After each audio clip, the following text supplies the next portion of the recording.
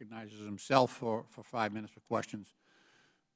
I have the honor of representing the city of Boston along with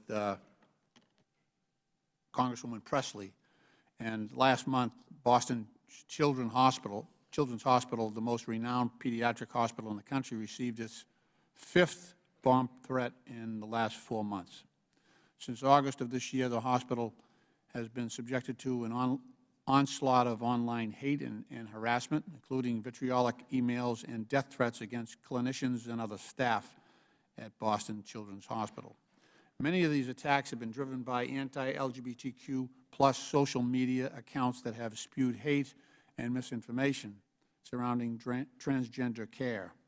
And as detailed by HRC, the Human Rights Campaign, in its report online harassment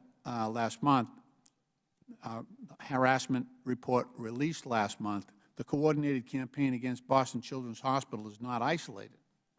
Following its review of multiple social media platforms, HRC identified 24 different hospitals and providers across 21 states that have recently been subjected to direct online attacks following misleading, inflammatory, and harassing posts by anti-LGBTQ+ accounts. Ms. Robinson, can you please expand on the nature of these coordinated hate campaigns against hospitals and other medical providers in their relationship to actual threats, physical threats against those individuals and institutions?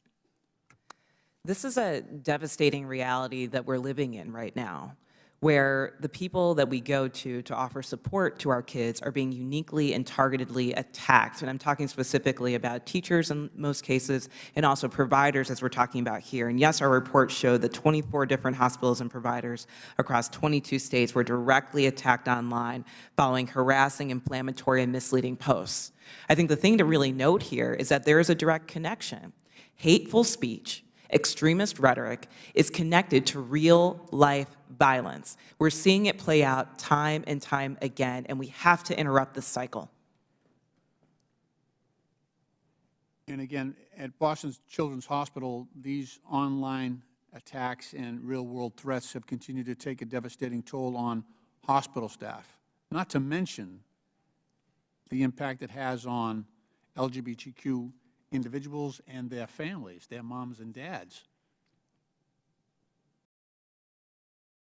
You know, there's already been extreme stress and pandemic-related pressures on these hospital staff. They've also, this trend has also affected patient care and safety.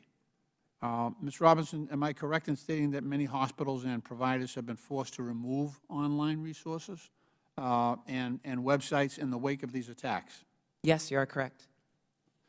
HRC includes numerous examples in their report of the hateful social media posts that were involved in these harassment campaigns. As underscored in the report, all of the tweets and Facebook posts cited had remained live as of the date of writing, so they had not been removed. Quote, despite all of them being in violation of Twitter and Meta's policies on abusive behavior and targeted harassment and hateful conduct.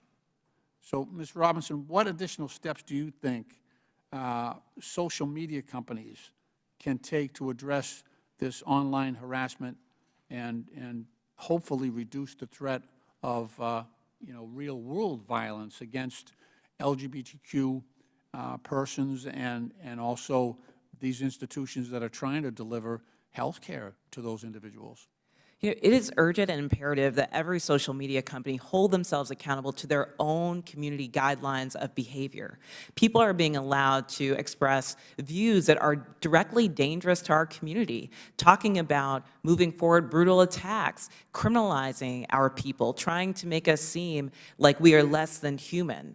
This is a real threat. So our first call is on social media companies to enact their own policies. But we also have to hold the bad actors accountable. In places like Florida, where we saw a 400% increase in anti-LGBTQ hate speech and rhetoric, it was all fueled by 10 people.